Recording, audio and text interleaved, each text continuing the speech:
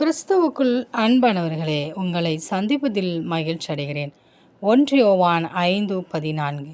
நாம் எதையாகிலும் அவருடைய சித்தத்தின்படி கேட்டால் அவர் நமக்கு செவி கொடுக்கிறார் என்பதே அவரை பற்றி நாம் கொண்டிருக்கிற தைரியம். பிரியமானவர்களே, இந்த உலகிலே நாம் எல்லாவற்றிற்கும் நாம் ஆசைப்படுவோம். ஆனாலும் எதையாகிலும் நாம் கேட்கும்போது அவருடைய சித்தத்தின்படி, தேவனே உம்முடைய சித்தம் இருந்தால் எனக்கு இதை தாரும் என்று நாம் கேட்கும்போது அவர் நமக்கு செவி கொடுக்க அவர் உண்மையுள்ளவராயிருக்கிறார்.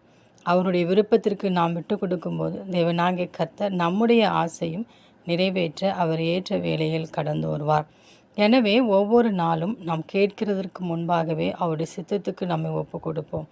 அப்படி நாம் ஒப்பு கொடுக்கும்போது தேவனாகிய கர்த்தர் நமக்கு சரியான நேரத்தில் இரட்டிப்பான நன்மைகளை கொடுத்து நம்மை ஆசீர்வதித்து அவர் உயர்த்துவார். ஒருவேளை கேட்டவுடன் கிடைக்காமல் இருக்கலாம்.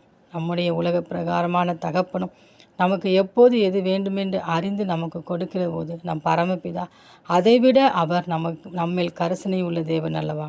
எனவே ஒவ்வொரு நாளும் அவருடைய சித்தத்திற்கு நாம் செவி கொடுத்து அவருடைய விருப்பத்தை நாம் நிறைவேற்றுகிற பிள்ளைகளாகவும் அவருடைய விருப்பத்தையே நம் வாழ்வில் நிறைவேற்ற நம்மை ஒப்பு கொடுப்போம். அப்பொழுது இரட்டிப்பான நன்மைகளை தேவன் தந்து பெற்றுக்கொள்வோம். அந்த தேவனின் அன்பு கரங்களை நாம் பற்றிக்கொண்டு அவரோடு கூட வாழ்வோம். ஆமேன்.